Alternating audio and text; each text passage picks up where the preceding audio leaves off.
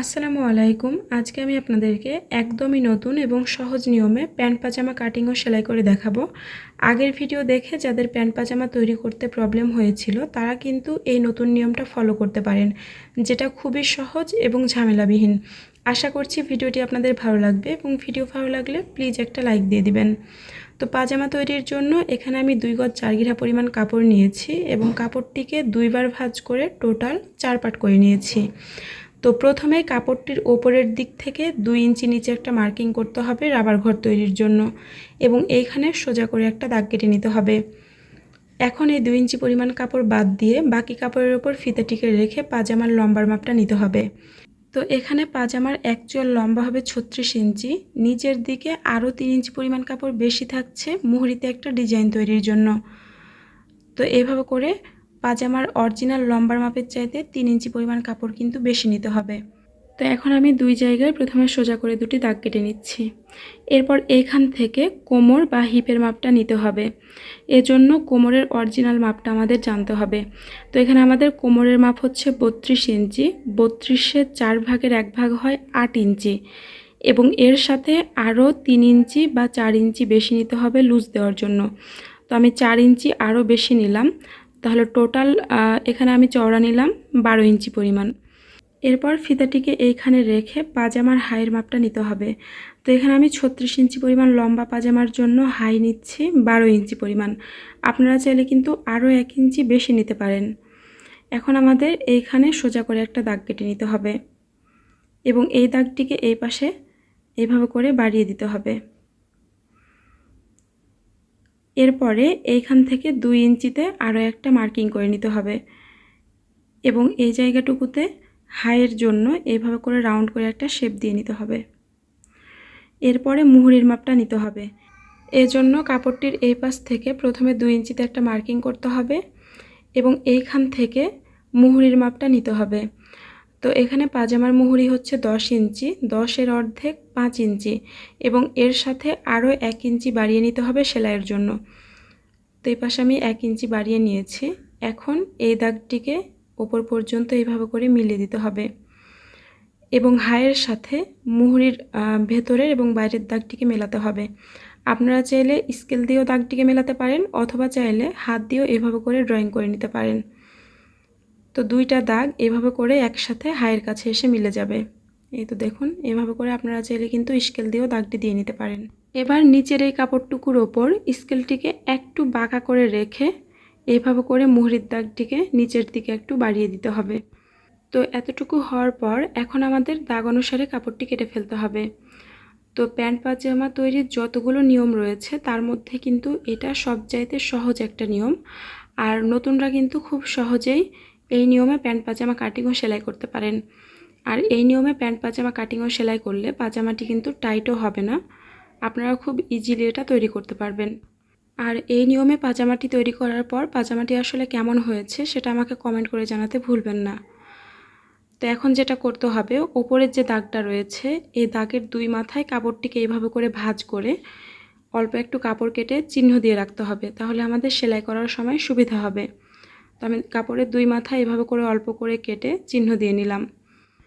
এখন কাপড়টির ওপরের মাথা মাঝখান বরাবর এইভাবে করে কেটে ফেলতে হবে, তাহলে কিন্তু পাজামার কাপড়টি কাটিং করা কমপ্লিট হয়ে যাবে।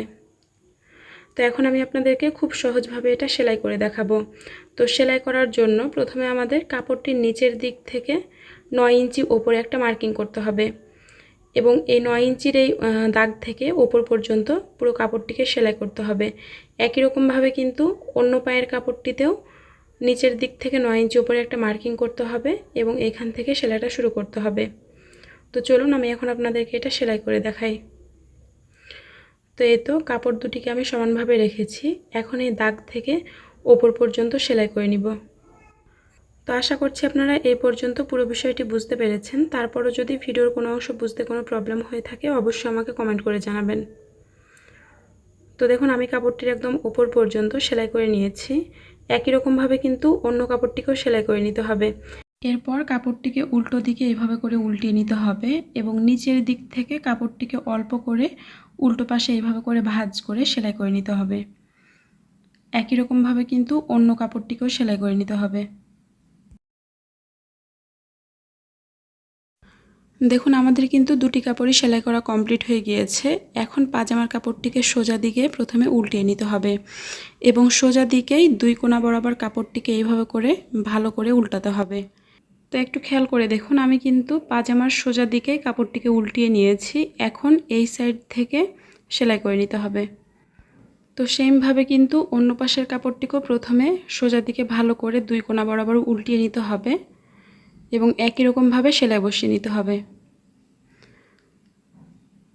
এতটুকু হওয়ার পর এখন আমাদের এই যে উল্টানো যে কাপড়টুকু রয়েছে, এই উল্টানো কাপড়টুকু এইভাবে করে উল্টো দিকে উল্টে নিতে হবে।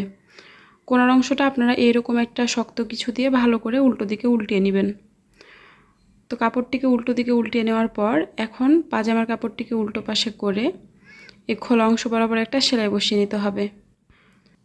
তো আপনারা আমার হাতের দিকে ভালোভাবে মনোযোগ দিয়ে দেখলেই বিষয়টি বুঝতে পারবেন। একই রকমভাবে কিন্তু অন্য কাপড়টিও সেলাই করে নিতে হবে। দেখুন আমাদের কিন্তু দুই দিকে সেলাই করা কমপ্লিট হয়ে গিয়েছে এবং পাজামার সোজা দিকের ফিনিশিংটা কতটা সুন্দর এসেছে আপনারা কিন্তু দেখে বুঝতে পারছেন। এখন পাজামার কাপড়টিকে উল্টো দিকে ভালো করে ভাঁজ করে এইখান থেকে সেলাইটা শুরু করতে হবে। তো ঠিক এইখান থেকে আপনারা ব্যাক স্টিচ দিয়ে সেলাইটা একদম ওপর পর্যন্ত করে নেবেন। তো আমি পুরো কাপড়টিকেই কিন্তু সেলাই করে নিলাম। তো দেখুন আমাদের কিন্তু এই পাশের পায়ের অংশটি পুরোটাই সেলাই করা কমপ্লিট হয়ে গিয়েছে। সেমভাবে কিন্তু অন্য কাপড়টিকেও সেলাই করে নিতে হবে। তো আমি অপর পায়ের অংশটিও একই নিয়মে সেলাই করে নিয়েছি। এখন আমাদের একটা কাপড় সোজা করে রাখতে হবে এবং এর ওপর অন্য কাপড়টিকে উল্টো করে রেখে হায়ের অংশটিকে জোড়া দিতে হবে। তো এখানে আমি নিচের কাপড়টিকে সোজা করে রেখেছি এবং এর ওপর ওপরের কাপড়টিকে উল্টো করে রেখে হায়ের অংশটুকু জোড়া দিয়ে নিচ্ছি। তো একবার সেলাই করার পর আপনারা কিন্তু অবশ্যই ডাবল সেলাই দিয়ে নেবেন। সেলাইটি করা হয়ে গিয়েছে। সেমভাবে কিন্তু অন্য পাশের অংশটিকেও সেলাই করে নিতে হবে। একইভাবে দেখুন আমি কিন্তু অপর পাশের হায়ের অংশটিকেও সেলাই করে নিচ্ছি।